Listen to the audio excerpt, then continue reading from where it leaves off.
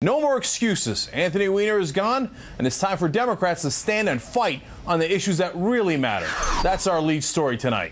While Democrats were wringing their hands over Weinergate, Republicans were charging ahead with their radical agenda to devastate the middle class and working poor.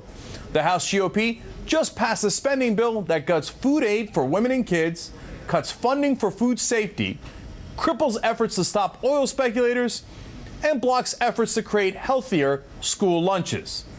Come on, that is an unbelievable list. The GOP is actually pushing an agenda that is pro-hunger, pro-obesity, pro-oil, and pro-E. coli. Now, I want to ask the Democrats one important question. Are you going to let them get away with it? The Republicans are fighting to dismantle the very essence of our social contract. Paul Ryan wants to end Medicare as we know it. The Wall Street Journal says both parties expect Medicaid to be the biggest source of cuts in the Biden budget talks. And now it looks like Republicans may even be making headway in their war against Social Security. Today, a crushing report from the Journal. The AARP is, quote, dropping its long-standing opposition to cutting Social Security benefits. That is disastrous and totally unnecessary. In my opinion, it is a great betrayal of the members of the AARP.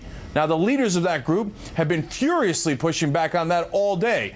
But you know what? In the end, the group admitted that it's open to raising the retirement age and cutting benefits for future retirees. So that means the story is right, and they are going to join the rest of Washington in trying to rob you blind of the benefits that you paid into your whole life. Now, this would be a pretty good time for leadership from perhaps the White House. Well, White House Communications Director Dan Pfeiffer was at the Netroots Nation conference in Minneapolis today when he was grilled on this very topic. On Social Security, the president will do nothing that will slash benefits, privatize the program, or change the nature of the program. And on Medicaid, the same thing is true of Medicare. So that means no raising the age limits? What it means is we're going to make sure that however we strengthen it is done in a way that does not change the fundamental nature of the program. So no raising age limits? Well, I'm not going to have our negotiation with Republicans here on the stage with you. That's a disaster. That was a great question, and you saw that he did not want to answer. That is not a good sign. Now, let me ask you one more question. If the Democrats in the White House don't fight for Medicaid, Medicare, and Social Security, and more importantly for all of us, the people who voted for them, the people in this country, the middle class who need to be fought for, when will they ever fight? Look, in just a minute, we're going to talk to Sam Seder, who's at Netroots Nation, along with Ezra Klein, who's an expert, of course, on all things budget-related. But first, let me bring in Congressman Earl Blumenauer. He's a Democrat from Oregon. He serves on the Budget Committee and is a member of the Progressive Caucus. Congressman Blumenauer, I have to be honest with you. What I'm hearing from the White House there, and what I'm hearing from the AARP, and what I'm hearing about the Biden talks and how they're cutting Medicaid, that sounds terrible to me. Is that acceptable to the Democrats in Congress? Well, it all depends on context, Cenk. I mean, I find it outrageous that there is a proposal here to pass the burden on, for example, in Medicaid to the poorest, most fragile elderly. What we're seeing in Medicare, as we've discussed before, is an effort that deals with a program that they don't think government can afford, reduce it in terms of its responsibility, and pass those on to seniors in the future. I think we ought not to jump the gun in terms of what's happening with AARP. They have been put in the crosshairs by the Republicans because they had the temerity to support some health care reform. I think that it is the notion that we're not ever going to make any changes, for example, in the age. I mean, I'm one of the baby boom generation that has known for 20 years that there's going to be a slight increase. I think that that's not something that everybody ought to reflexively just say no, never, but we want to look at the package that comes forward. Well, I mean, let's be realistic about that. Congressman, I have to be honest with you. I'm going to respectfully, massively disagree. And I'll show you a statistic showing why, okay? According to the Economic Policy Institute, if you raise the retirement age, for example, from 65 to 70 years old, that is a drop in benefits of 19%. Average American loses benefits of $63,500 $573. Here's what I say to that proposal. Hell no. I'm not considering it. Cenk, I'm not coming within a mile of considering it. Well, first of all, it's already been raised. It's no longer a retirement age of 65 for starting with us baby boom generation and going forward. It has been raised to 67. I know.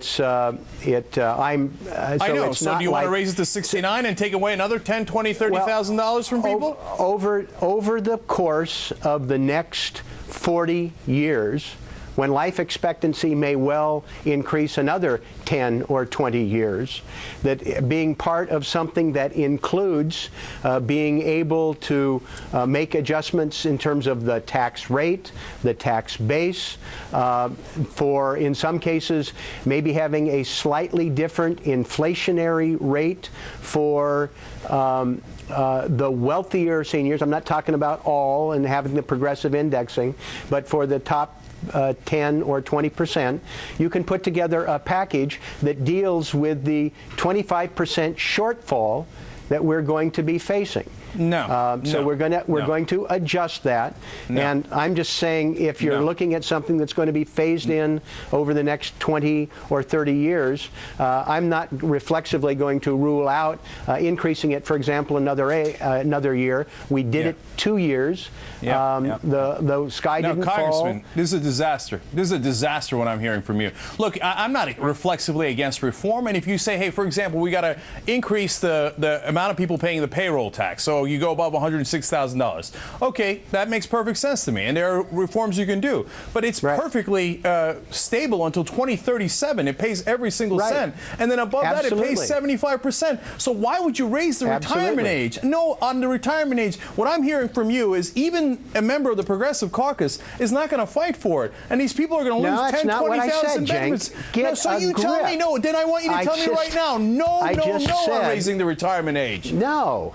What I just said is that we're not going to have to do anything draconian for Social Security over the course of the next 25 years.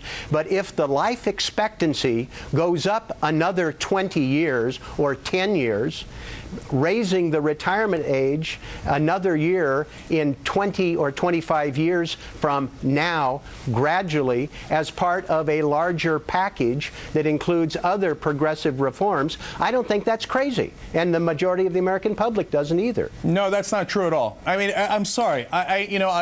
Look, the 84% of the American people, 84%, no question about it, say do not cut the benefits. Don't cut them. So what do you mean? There's 16% say cut them? Well, 84% say don't cut them. Now, if you, as I have done, if you work with people and give them variables to put together a package, it's over the course of the next 25 years as a comprehensive package, having a slight increase in the retirement age is not something that freaks people out. We've done it freaks before. Me out. It freaks me out. Well, that's fine. Look, Congressman, here's another solution.